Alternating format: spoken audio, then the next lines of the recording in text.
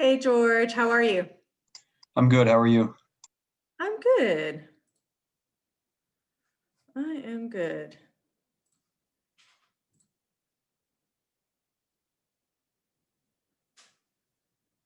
All right, here we go. Hey, everybody.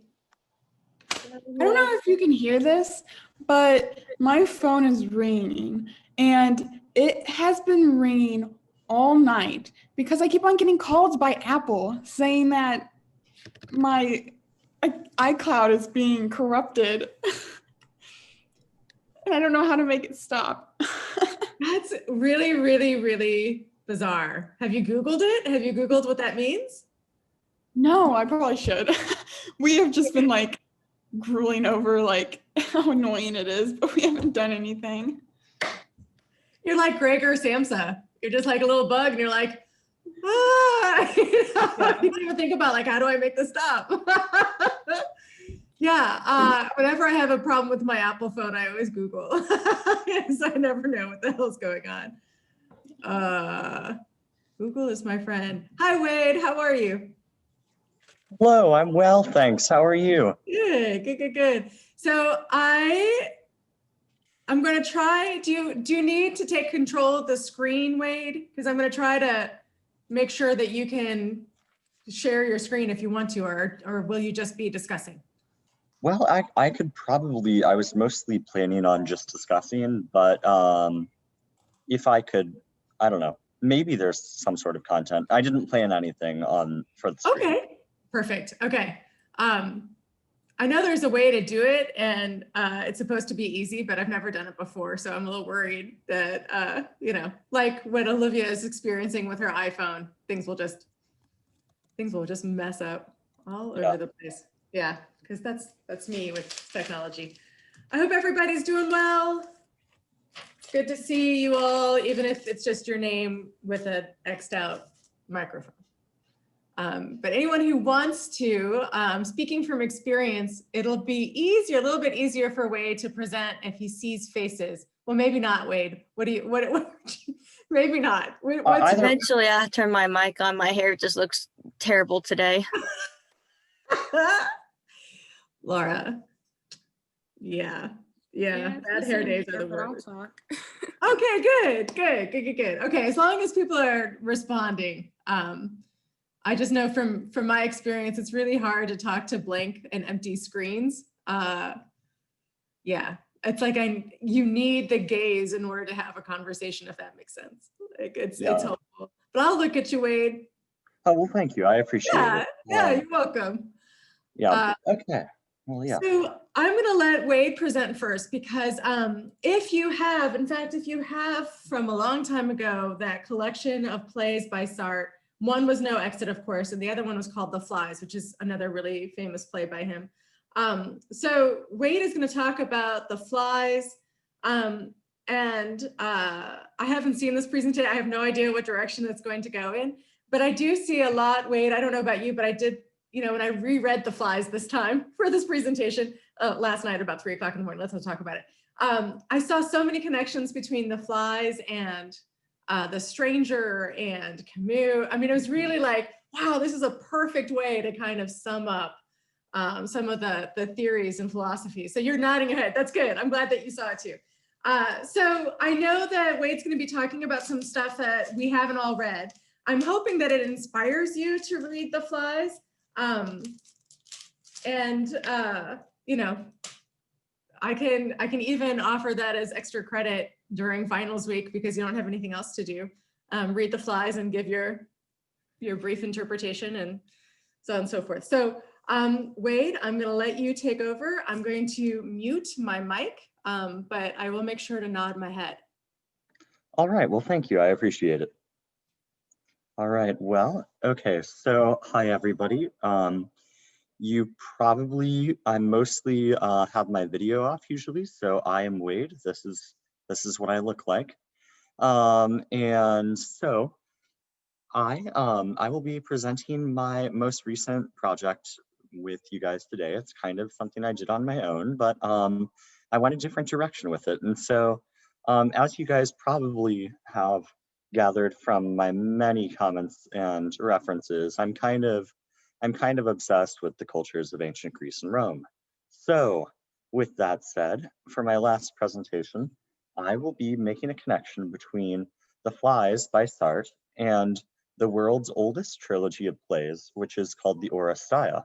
It was written in 458 BC by Aeschylus, who was an Athenian playwright. And I read it this week for the first time, and it's phenomenal. Probably within my top 5 works of theater of all time. The Flies was also really awesome, and a good spin on it, for sure. Okay, so without further ado, I'm going to just give you guys, what I want to do is leave this open mostly to discussion because it's very nuanced and there's a lot to unpack in both plays. So with that said, I'm going to give you a really brief summary of what happens with the action of the plays. It's the same story told 2 different ways, and then we will leave it open to discussion. So I'm curious to see what your initial thoughts are, because there are a lot of different directions to look at it. So in regard to the story. So after the Trojan War, Agamemnon Atreides, who is the king of Mycenae or Argos and commander of the Greek armies, returns home to his home city, and he meets with his wife, Clytemnestra, the queen. So Clytemnestra is not happy with him at all because 10 years earlier, to spark the Trojan War, he killed their eldest daughter, Iphigenia, to please the gods as a sacrifice, much like Abraham and Isaac. And so, except this one actually went through, unfortunately.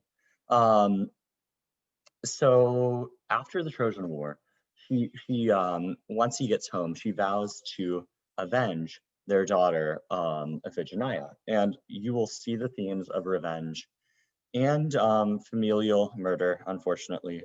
They're spreading through this entire play, which kind of draws a connection to The Stranger in a lot of ways. Specifically later, it'll get to matricide, and we'll talk about that. So from there, she actually successfully kills Agamemnon and takes over and usurps the throne with her lover, a man named Aegisthus. And so then they reign for about 10 years, and that's the first play.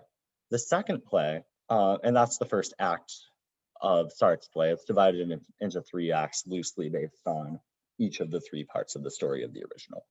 So the second one is about 10 years later or so, a young man named Orestes, who's the son of Agamemnon and Clytemnestra, and his sister Electra, decide that they are going to avenge the death of their father. And they speak very often about how he was this great man and stuff. Personally, I think that's giving him too much credit. So in some ways, Clytemnestra might have been justified in killing him.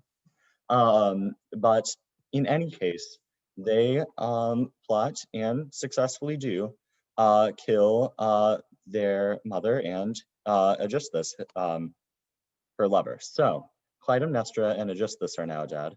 But even though they were ruling unjustly and they had themselves committed an act of injustice, there was this fact that directly afterwards, Orestes, in both cases of Sartre and Aeschylus, was pursued by these demons called the Furies.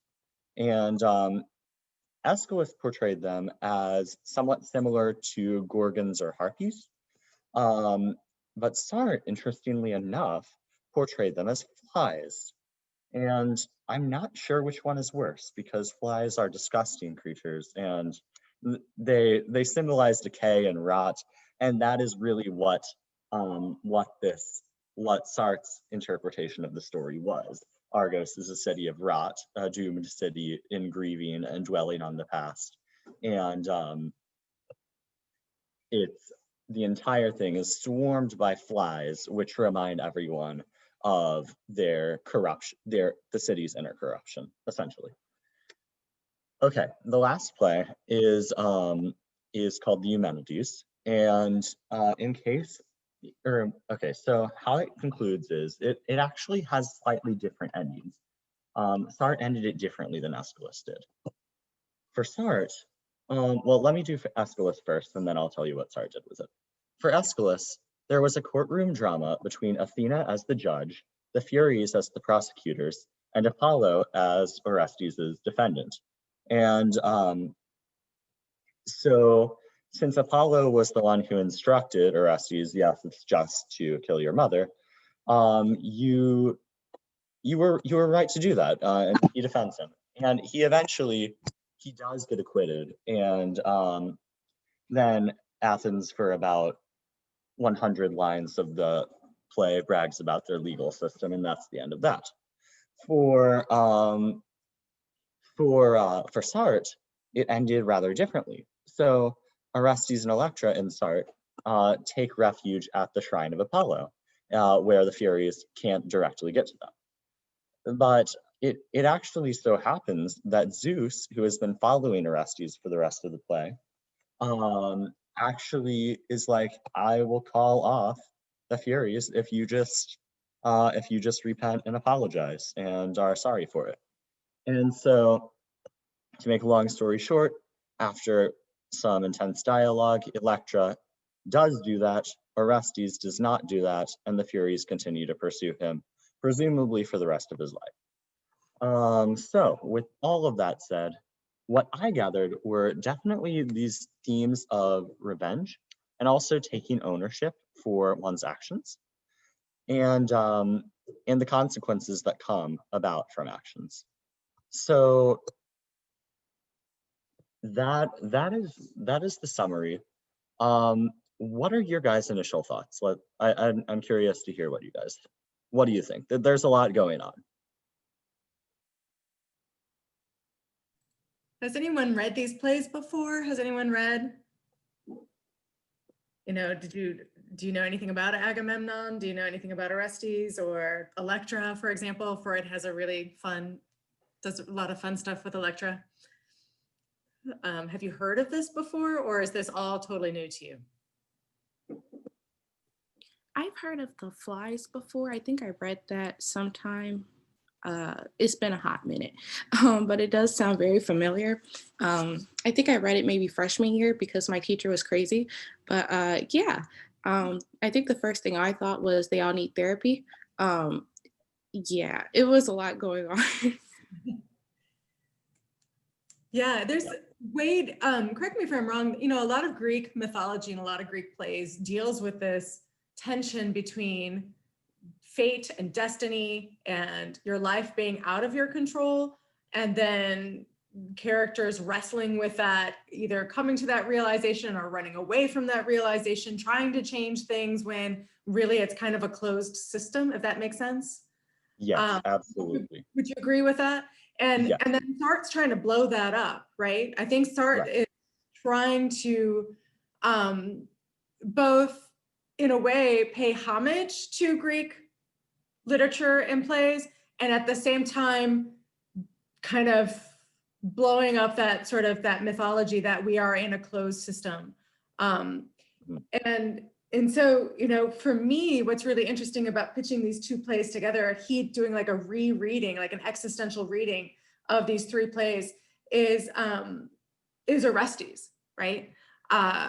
Because in Act 1, Act 2, Act 3, you can see Orestes coming to making a decision and then following through on that decision. And for Sartre, you know, let's think back to Sartre and his emphasis on the primal importance of choosing as freely as possible, choosing an action, and that action is thus like this weight, because Orestes talks about that a lot, right, Wade? Like the weight of his action. So it's important that he makes this choice as freely as possible. And that when he makes that choice, then he has this burden and this responsibility and has this weight to him. And at the end, he refuses to lift off that weight. Does that make sense? Like he refuses to say, oh yeah, you're right, I'm sorry, blah, blah, blah. He wants to carry that weight. He wants And there's a really interesting thing with like regret and guilt. Where does regret and guilt come from? Is that helpful, frame of mind? Is it not helpful? So Wade, let me let you take that over, because I think that that's where the really interesting parts of like Sartre's reinterpretation of this Greek, I want to say almost aesthetical relationship with the world and reality. Yes, absolutely. That's a really good point, Dr. Quells. I'm going to, yeah, so Kyle brings up a really good point. He says, I think a big part of existentialism is taking responsibility for one's actions and choices. So it makes sense that they're punished for not doing so. Yeah, for sure. I would totally agree with that. The interesting thing is that it, at the same time between taking the ownership, which Electra does, and has this weight taken off of her, and in some ways not taking ownership, which Orestes does by running away, it has this connotation of dwelling in the past, which causes a weight to be lifted off of you, or not dwelling in the past, which causes you to carry that weight. And one of the big questions of the play, in my mind, is that which one is more worth it? Because the city of Argos, in Sartre's interpretation, is a city entirely dwelling in the past. Everyone wears black. Everyone thinks about everything wrong they've done in the past, but no one really lives, so to speak. But on the other hand, through that, they gain a sense of lightness of conscience. And that's it's kind of a double-edged sword. It adds, like, which one, each side has its own positive and negative aspects. Which one is better? And that's for the reader to decide. Another thing really interesting I found was that there's a really big connection to the stranger, believe it or not, in the character of Orestes, because at the beginning of the play, there's this tradition of, in Greek literature, when a hero or someone important returns to his home city, think of the Odyssey if you read that, he doesn't directly say who he is off the bat. Gods do this, heroes do this, they take on another persona. So Orestes takes on the persona and the name of Pholebas, which I believe, according to my very, very undeveloped knowledge of the Greek language, means friend to all. And so so with that said, he is like Meursault, he's kind of generically, he is in the world and kindred to his fellow man, but he's also a stranger to them because he doesn't directly take part in those actions until he kills someone. And that's what Meursault does with the Arab, and that's what Orestes does with Aegisthus and Clytemnestra. And that's a really interesting point to me, because when he starts to take on this persona of himself, a citizen of Argos, and the Orestes that Electra envisioned in her dreams, he does that by making a choice. And even though that is, a crime, it still gives him this this semblance of being part of the human race. It's a crime, he argues, but it's my crime. Yes. And George, you're right. I mean, George, it's brilliant. Would you consider Electra or whoever it was who chose to repent to Zeus as someone who practiced bad faith? Bad faith is to seek to abandon freedom out of fear of weight of responsibility. Yep. By deciding to apologize, this person took away the life of running and freedom out of some fear. Yes. Yeah. Yep. Yeah. That's exactly what this play is dealing with. That, and this is, you know, George, you've pictured it so well. It's, you know, on one hand, by dwelling in the past and by regretting some of our actions in our lives and by feeling guilty, what Sartre is saying is that you can only feel regret and you can only feel guilt if you have made choices that weren't truly your own, if that makes sense. If you made choices that weren't truly your own, you will feel regret and you might feel guilt. You especially feel guilt if you worry about what other people think of you. Does that make sense, everybody? That you feel guilt if it reflects badly on you somehow. That's a feeling of guilt. That's where feelings of guilt come from as well. And so if we dwell on the past and to the point where we're no longer in the present and we're no longer pitching ourselves into the future, like we're no longer concentrating on the choices we have in front of us. Does that make sense, everybody? And the freedom that we have in front of us. But ironically or paradoxically, by doing that, focusing on the past, focusing on our guilt, focusing on regret, it can make us feel, especially if we go through certain rituals like the Catholic, you know, confession. There's a ritual where you're like, oh, now I feel lighter. I don't have to worry about my actions anymore. It's been forgiven by God. That I've gone through these rituals. Sometimes it's like self-flagellation. Does anybody know what self-flagellation is? It's a very Catholic thing. Okay, Olivia's nodding her head. Yeah, I mean, it comes from this Catholic tradition of actually taking something and like physically hurting yourself. It reminds me very much of young people now who cut themselves, right? Like there's a physical, like you know, and when you do that, when you harm, when there's like that self-flagellation, what you're doing is atoning. And what Sartre says, and I know that this is going to go back to the beginning, but remember when Sartre tells us there is no such thing as a bad choice made out of freedom, right? Like a choice, it's not a bad choice and then you make it. Whatever choice you make, if it's made out of a conscious choice, and that's important, right? Wade, like you're consciously thinking, you're choosing it, you know the options, and you do it anyway, right? Like it's not because of what other people think of you, and it's not because if some sort of religious tradition or political tradition or social norms that you're freely choosing to do something. You know that you don't have to, and you do it anyway, that in that moment, Sartre, you will never feel guilt and you will never feel regret. Because what's important there is that you chose that out of freedom. And I know for some of us, we're like, but wait a minute, what if somebody's harmed or somebody's, you know, does that make sense, everyone? Like, and then what do you do? Instead of focusing on what you did, you focus on what you can do in the moment to make yourself a different person. Does that make sense, everybody? Like the focus is on the now, the focus is on the moment, the focus is on the future. The focus is not on the past. The focus is not on regret. The focus is not on guilt. That might help you pretend that you're not really all that responsible for how things are right now.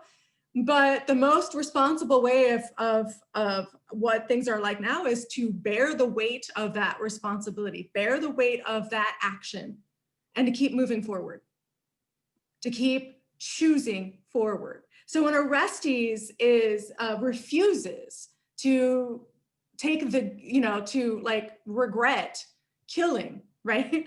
To regret the killing. What he's saying is that he doesn't want to waste his time, right? Feeling guilt or regret or living in the past. That he carries this burden. He is that person, and he's not going to reject it, even if it makes people love him, and even if it relieves his suffering. He will carry that with him. And to me, it's a really wonderful and beautiful way of like looking at morality and ethics and this idea of, you know, what we're talking about right now, like myth of Sisyphus, is that kind of living in the moment. How do we really know that we're living? And for we all know those times in our lives or other people who seem to live in the past. Anybody know somebody who's like predominantly in the past, right? They're stuck in something. Think about Father during 6 Characters. He is stuck in the past, and how an awful way that is, that you can't move forward if you're stuck there. And really, honestly, if we make our choices knowing that they didn't have to be this way, and we make those choices anyway, what Sartre is going to say is that you will not be haunted by guilt. You will not be haunted by regret, because you're going to be too busy living in the moment. You're going to be too busy making those other choices and creating who you are. It's sort of interesting. I'm a Catholic, so like half of my life is lived in regret and guilt. And I have to remind myself of this all the time. Like, that is not helpful. You know, that's a waste of my energy. What I need to be doing is concentrating on the here and the now and what I can do right now. Does that make sense, everybody? A little bit? So in some ways, Electra, like Wade suggests, Electra is freed from these feelings of responsibility. Orestes is not freed from these feelings of responsibility. So in some ways, Orestes is going to suffer more than Electra. And that's what existential, like, think about Daru, the very first of Camus' characters in The Guest. He is going to suffer because he refused to make ethical decisions based on the social norms around him, right? He refused to do that. And because of that, he will suffer more probably than Balducci. Because Balducci can say, hey, it's not my fault. It wasn't my choice. I just did what other people told me to do, right? He's gonna feel lighter than Daru. But I think most of us who are reading that short story, we look at Daru and we think that he was, quote unquote, more authentic. He wasn't living in bad faith. Doesn't mean that he's not going to be punished. Yeah. Yep. So Wade, really, really nice job. I'm so glad that I didn't know that this was the first time that you'd read the Oresteia. I mean, it's such great literature. It's my favorite. Really, it's one of my favorites. One of the best things I've ever read. Yeah, and then I read The Flies and I was like, oh, this is awesome, you know? It's really, really very, very, very cool. Both of them were really awesome. Yeah, yes, yeah, they really are. So again, I highly encourage y'all, if you want to read The Flies, you might want to read a little like summary somewhere on the Oresteia, and just to get a kind of overview and some of the characters, because those Greek names, phew. But it is worth it. And that famous line from The Flies, that life begins on the other side of despair, you know, is a beautiful one. It comes at a beautiful time, and I won't ruin it, but it comes at a beautiful time in the book. Wade, is there anything else that you wanted to talk about or make connections? Okay, let me think here for a moment. Do you mind if I ask a quick question real quick? Even though that kind of was a question. So where did you say the play took place in? The one that wasn't by Sartre? The one that wasn't by Sartre. Okay. Both of them took place initially in Argos, which is kind of near Mycenae, who were like basically when we think of ancient Greece, it's divided into archaic, Dark Age, classical, and Hellenistic periods. So this would be, the classical one would be the one with like Socrates. The Dark Age would be Homer. Sorry, I'm going out of order. Let me. You're fine. It just sounds familiar. Is that the same kingdom from Jason and the Golden Fleece in Medea, I think it's called? Oh, I'm not sure what Jason's home city was offhand. Because I think those are the same cities, so. There's a Let lot me look it up for you. overlap. And Laura, you know, Greek, what's interesting is, as Wade has suggested, is that because, I mean, we have what, a couple hundred years under our belt as this country, but Greek society lasted for centuries, right? So these myths keep getting sort of retold and reshaped, and then so Agamemnon is going to show up in other, you know, in other mythology, and so is Electra, and so I mean, so some of these characters might sound familiar because they kind of weave their way into either other retellings or other plays or other stories, other poetry. So yeah, so if this sounds really like Agamemnon is a huge character throughout a lot of different retellings or narratives or stories throughout Greeks. Yeah. It's been a while since I read both of the stories I mentioned, but when you were talking about Argos, I was like, wait a minute, that sounds like a name I should know. That's right. I'm not so big in Greek mythology as I am in Celtic, but it's Oh, yeah. still it's still very interesting. Yeah, my Celtic daughter is right now is fun, too. into Norse. She really likes Norse mythology right now, which I think is really cool. Yeah. I was So- always into the Rick Warden series. And I know Yeah. he kind of dived into like Greek mythology and Roman. And I always thought it was really interesting how they like took the planets. Mhm. Yeah. Like for Greeks, it was, I can't remember, but it's like different, but it was the same. They had the same role in Yes. there. Yep. So I Yes. thought that. But I read the series, like I went the third book, the fifth book, the first, second, fourth. So I kind of, I Yeah. was really young, so I didn't know what an order meant. Yeah. And, you know, to some degree, when you think about Greek mythology, it is very much a sort of arbitrary system, but also a closed system, which is kind of confusing. But the moral tale is, have you lived by virtue of, you know, the kind of the rules of the Yeah. system. Sometimes the system itself can be kind of like arbitrary, like the gods don't They don't follow their own in a rules. certain way, it's like, but I don't even know what that way is, right? So it is a little arbitrary, but it is also closed. And Yeah. what I love is how Sartre kind of blows that up a little bit and talks about if for Sartre, the one absolute, you know, I know this is going to sound strange coming from Sartre, but the only right thing is freedom, right? That's what's primary importance is freedom. It's not whether you do a good thing or a bad thing. It's the freedom to choose and to become. And so, you know, for when we think about Meursault, he never once regrets killing the Arab, nor does he regret not crying at his mother's funeral, not being closer to her. Can everyone see that? Like we wanted him to. Like some of you are, I mean, I love you, you're so sweet. And you're like, we want him to regret his life. You know, we want him to say that he didn't live his life correctly. And at the end, Meursault refuses to do that because for Meursault, maybe even more than most of us, you can see that he was making whatever he was doing, he was living in the moment. And whatever he was doing, he was choosing it not because other people wanted him to do it. Does that make sense, everybody? In some ways, Meursault was freer than many of us because he wasn't all concerned and he wasn't all wrapped up with how people were going to see him, whether or not he was making the socially acceptable choice, whether he was being ambitious enough, blah, blah, blah, blah, blah, blah, right? And so he was, you know, and so at the end of his life, everyone wants him to look back and say, I regret this, or this wasn't the right choice, or what have you. And what Meursault was saying is like, I don't have time for that. I don't have time to talk about your God and that closed set of morality. And I don't have time to regret what I did or did not accomplish in my life. I'm busy living. I'm busy in this moment.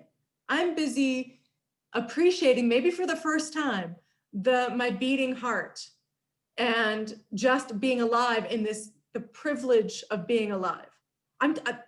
Don't distract me with all of that, you know? And so I think it's really instructive. I think that what you're bringing up, Wade, is a really interesting point. I know Sartre and Camus are very different existential thinkers, but in many ways there's some overlap. And this is one of those times of that profound kind of overlap. That again, the only time we're going to regret or feel guilty is when we're not measuring up to some sort of closed morality system. And what we should be doing is focusing on, as much as possible, realizing that our lives don't have to look like this, and realizing when we make a choice that we have freedom, there are other possibilities. And even if you choose exactly to do the same thing that you chose yesterday, but yesterday you chose it because you didn't really contemplate your freedom and you were just kind of following the views of others. If today you choose the exact same thing, but with the awareness of all the other things out there, choosing this, I tell you, it will change the person you are, right? It'll change your perspective. Your life may look from the outside exactly the same, but the way you're living your life will be different because you're choosing it. And in that choice, you are making it right. And in that choice, you are making who you are. And that's, I think, what Sartre is trying to say with the flies. Orestes still does what Orestes does in the first play, but he doesn't have the sort of formality and the goes through the sort of rituals of like cleansing or forgiveness. Yep. Instead, he's going to carry it, you know? Yeah, for sure. There's one more thing that I thought was really interesting. So in Greek theater, the vast majority of it has been lost. But in zero surviving plays, does anyone take the role of Zeus? So the fact that Sartre put the role of Zeus in his play directly is a groundbreaking take on the entire genre and what it means. Like, people take the role of other gods, Apollo, Athena, Dionysus, all of these various other gods, but no one takes the role of Zeus. And the fact that he put Zeus in there as a character is... And that people make fun of him. Yeah. Like there are characters in The Flies and Sartre's The Flies that sort of mock like Jupiter / Zeus. I mean, it's really, Wade, it's really, to me, it's really interesting, you know, because there's some humor in The Flies, and usually it's directed at the absurdity of this whole thing, you know, the silliness of this god thinking that he can control. Like, there's a lot about rocks, like, and this goes to Myth of Sisyphus, that Zeus / Jupiter, he like wants to control people, like, you know, that they're objects that he can just kind of maneuver, right? And as long as he can get them to agree to this closed system of morality, as long as he can get them to think that they don't really have freedom, then he can manipulate them however he sort of wants to. And there's some mockery there. There's a lot of mockery. So not only does he have him as a character, but he's kind of a ridiculous character. Yep. Kind of fun, yeah. That was interesting. That Sartre is very irreverent when it comes to religion, yeah. Yeah. All right, well, let's see. I'm trying to think, does anyone else have anything they want to bring up before I wrap up here?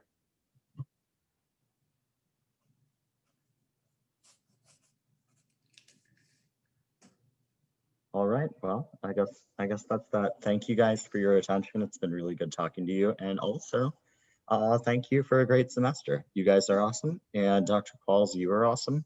And thank you for this class. Yeah, thank you, Wade. Thank you so much. Okay, so let's wrap up by talking about Myth of Sisyphus, just so we're all on the same page. There might be one passage from Myth, and if it pops up, I just want to make sure that we're all like understand. So let me throw this out because, again, I got into a conversation with Dr. Steiniger, and he had a story of a person he went to school with who committed suicide. And that at the time, the person who committed suicide was reading some of the like absurdist writers. And that Steiniger felt like that the absurdity, the meaningless of life contributed to this man committing suicide. And it was really interesting to me because I was sort of like, huh, you know, because I think that is most people's reactions.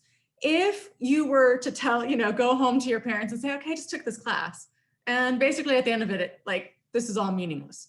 And maybe for some of you are like, but Professor Qualls, it's not meaningless, because if I am kind to my children, if I as a parent am good to my children, I'm kind to them, and I show them how to be good people, then they will have children, and maybe they will teach their children to be good people, and then maybe down the road, and you know, they will have children, they'll be good people, right? Okay, that's great. If we like think in very small terms of like 10, 20, 30, 40, 50 years, let's pitch this in the billions of years that is the span of time. And then let's pitch this in the hundreds of billions of planets and universes and solar systems that are out there. Can we do that for 1 second? Okay. I mean, have you ever done that? You're looking at the night sky and you're like, holy crap, you know? And when you think about like Oresteia, like from what was it, 50, 80 something BC? I mean, like, for the love of God, this is, and you know, we're happy, Wade, to have that little from that long time ago. And we're talking, what, humans have been around for hundreds of thousands of years, and we're happy that we've got something from a couple thousand years ago. Does that make sense, everybody? Like, when you think of it that way, whether or not you do well on this test in existentialism is like nothing. You know what I mean, Laura? I mean, it's kind of funny that way, right? Like, we think it's so important, oh my God, but when you pitch it against the billions of galaxies and pitch that against the trillions of years, it's meaningless. All of this is meaningless. And you would think that a person who faces that, of just how incredibly small and meaningless that our lives are, that Camus would say, offing yourself, so what? It's all meaningless anyway. It shouldn't matter. So please, anyone out there, jump in and tell me why he thinks it actually does. How can we go on living if we're faced with that? If we're faced with just the meaninglessness of all of this? Why go on? I think, if you don't mind me talking here, Yeah. I think he basically takes hold of the idea that we're privileged in the way that we do get to live as well. So by getting an opportunity to live and experience the things that we have right now, then we will eventually move on like the rest of the matter in the universe and just be, you know, molecules. But right now we have an opportunity to live. So continue living it, you know, revolt, do what you want to do because you have the freedom to do that. Don't worry about what is coming after, worry about now. So I think that's what he's trying to say. Absolutely. Beautiful, Nick, right? That we have this moment. It sort of takes, Kyle, you're absolutely right. It sort of takes the pressure off of us. We can act upon our freedom without worrying as much and live as we want to. Yeah, to some degree, for me, it's helpful. Like whenever I get really stressed out about all the stuff that I have to do, and I take a deep breath sometimes, I'm like, it doesn't really matter. In a couple hundred years, it doesn't matter. It doesn't mean that I'm not going to do what I need to do. It just also means that, you know, can we just take life a little less seriously? Because it's only life after all, you know what I mean? Like, can we, because it does help to kind of relieve. I mean, I remember doing this with like Buddhism, because Buddhism, for a lot of people in the West, they see it as like a nihilistic belief. You guys have studied Buddhism with Steiniger, right? And so a lot of Westerners think of it as like total nihilism because it's, you know, there is no self, there is no essence, blah, blah, blah, blah, blah. And yet I'm telling you, when I traveled and lived in Buddhist countries, they are the happiest people. Like monks, totally happy. Buddha, statues of Buddha, always smiling. He's the happy, happy Buddha. Well, at least in Mahayana Buddhism, maybe Theravada Buddhism, not so much, but Mahayana Buddhism, fat, happy Buddha, okay? And it's interesting, like all these little koans and stories of Buddhist monks, you know, you would think that in the face of like, none of this is really meaningful, it's all kind of illusion, right? That they would be kind of depressed about that. But there's something about like facing the absurdity of all and going, oh, okay. Like it's like Kyle's saying, there's a little like, you know? The other moment of for me, for Camus at the end, is this idea that all of this is kind of absurd, that we're all going to be rolling that rock up our mountain. You know, and some of you are like, you're in it right now. Like Laura can't remember the last time she showered, you know? Like we're especially in the pandemic, we're all rolling that rock up the mountain. And what's the reward? Waking up and having to do it all over again. You know, dude, if you feel that way, especially during exam week, you're gonna work your ass off. You're gonna take an exam and then you're gonna have to study and wake up and do the whole damn thing all over again. It just feels like, oh my God. And so for all of us, that's what life is. Our reward for getting through a day is another day, you know? His reward for pushing that heavy, heavy rock up the mountain is to do it all over again. And so there's a little like, you know, it's also a little bit nice maybe that it's not supposed to mean anything more than that. So how, you know, when Camus says we have to imagine Sisyphus happy, can any of you figure out what the hell he means, because can anyone think of a worse fate? You know, you're pushing up this heavy rock up a mountain, it rolls down, you got to do it all over again. It rolls down all over again. It rolls down. This seems really horrific, you know, just funk, funk. So how can it be that we should imagine him happy? Laura, I see that you want to talk. Trying to not interrupt. How I think Camus is saying that, yeah, he's kind of, if I'm allowed to cuss, damned to push up the rock continuously, but he chooses to push up the rock. He faces it like he knows he's eventually going to get the rock up, and that's what he wants to do that. As he seems to say, Sisyphus, sorry for pronunciation, he doesn't push the rock up. The rock is what's holding him down. Beautiful. And also, to answer your question, I can think of a worse punishment. Again, not really good with my Greek, so Wade, help me. Wasn't there someone who was punished to stand in a pool of water but never be able to drink it? That would be worse, because the water is right there. That would be bad. Yeah, the Greeks were really creative in how to torture people for eternity.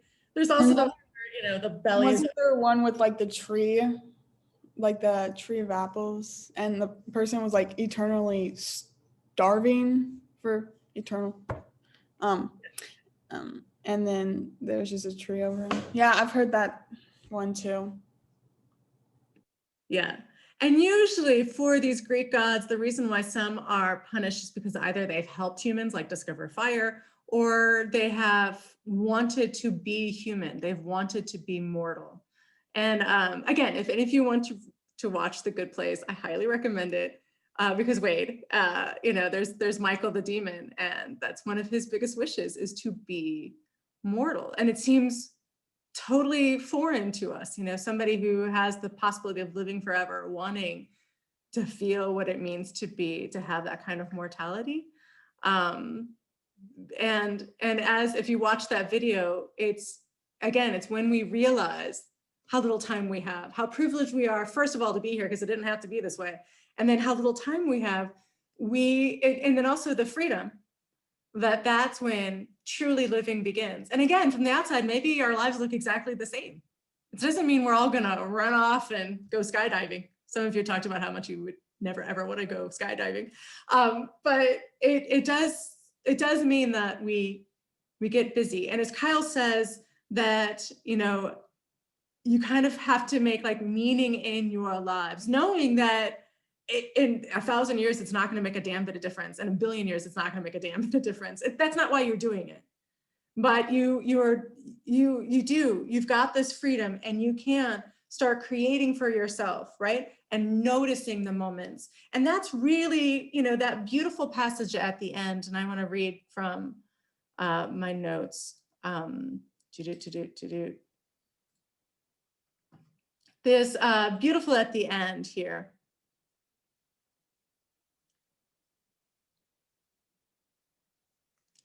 So here it says,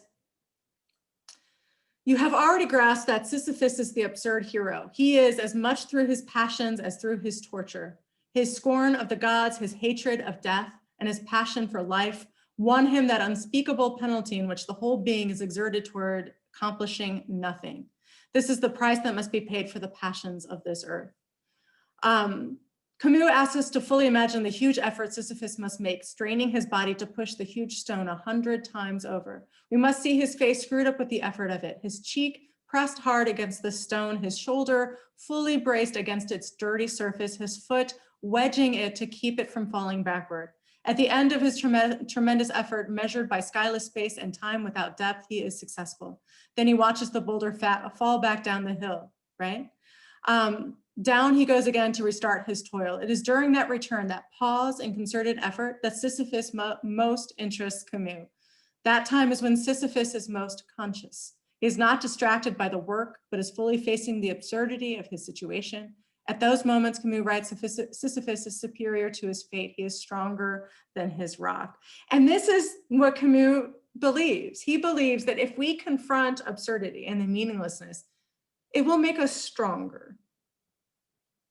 And I know that that seems really paradoxical, that facing absurdity makes us stronger. It made Wade, right? It made Orestes stronger to face the absurdity, to face his freedom. It made him stronger. And we are stronger than our rock. I mean, Camus trusts us that we're going to be able to understand this paradox. He trusts us that we're going to be able to understand these nuances, right? Sisyphus and the rock can be a person. It can be our tedious repetitive work, can be grading 85 papers, which I'm doing right now. Let's not talk about it. Every day must be born, and the reward for bearing it is another day. Still, Camus sees reason to rejoice, right? If the descent is thus sometimes performed in sorrow, it can also take place in joy. This world is not too much. It is not too much for Camus. Crushing truths perish from being acknowledged. And this is a beautiful thing too for Camus, that by acknowledging the crushing truths, we can dominate them. We can be stronger than absurdity. And the way to be stronger than absurdity is not to commit suicide. The way to be stronger than absurdity is to acknowledge it and keep living anyway. Okay, so here it says, Sisyphus is exhausted but continues. He even continues well. His fate belongs to him. His rock is his thing. The person who understands the absurdity of the human condition is strengthened by it. He or she still has to work unceasingly to bear up under the weight of being, but it is worth it. There is no higher destiny. The absurd man is the master of his days. When he gazes backward over his life, he contemplates that series of unrelated actions that becomes his fate created by him. And like Sisyphus and his rock, the whole seemingly unreasonable effort turns out to have meaning just because it constituted his life. This is why Meursault does not regret his life, because it was his life, y'all, right? It was his. It wasn't anybody else's. It was his. And if we do this, we won't have guilt. We won't be overshadowed with guilt or regret, because there was no way we were supposed to live our lives. There wasn't a path we were supposed to follow. There wasn't a specific way it was supposed to turn out, right? We are the ones in charge of that. And here it says, I leave Sisyphus at the foot of the mountain. One always finds one's burden again. But Sisyphus teaches the higher fidelity that negates the gods and raises rocks. He too concludes that all is well. This universe, henceforth without a master, seems to him neither sterile nor futile. The struggle itself toward the heights is enough to fill a man's heart. One must imagine Sisyphus happy. And I'll conclude with this. It's not a simple kind of happiness, but Camus asks us to perceive that it is happiness all the same. For those who find life hard to bear, or perhaps for all of us, when we find life hard to bear, Camus is an odd but wonderful companion, entirely empathizing with our despair, yet cheering us on to live and even see a happiness in our circle. Yeah, so I want you all to recognize, please, just briefly before we leave class, just how amazing you all are in this class. Like, if I had thrown this piece of writing to you at the beginning of the semester, you would have been like, what the hell is going on? And now you've read it and you're making connections and you read some really difficult things. I mean, I'm really hoping you're proud of yourself, because you can sit at any dinner table now with learned professors. And if you're going to bring up Dostoevsky and Camus and Sartre and, Pirandello, I mean, they're going to be impressed. So I want to congratulate all of you. I know that probably for many of you starting off this class was like, what? I had to take what? And you did it so well. And it's been an honor and a privilege for me to take this journey with you. So the test will be open, I think I said Wednesday, right? The test will be open on Wednesday. You can take it anytime between Wednesday and Friday at basically midnight. Begin it by 10:30 on Friday night. So hopefully you can fit it into your schedule. The paper too, anytime, or the creative project, I'm really excited, anytime before midnight. If you need extra time, please let me know. Otherwise, everybody, have a really good life. That's what I want for all of you. And I will see you later. Wade, I'm gonna set up a Zoom for today at 3 o'clock. And what I'm going to do is when we set up the Zoom, I'll just like blank my screen so that you can't see, because I don't want to like, by my expression, help you along, or does that make sense? Yeah, but I'll record it and make sure. All right. Thank you, everybody. Take care. And yeah, see you later.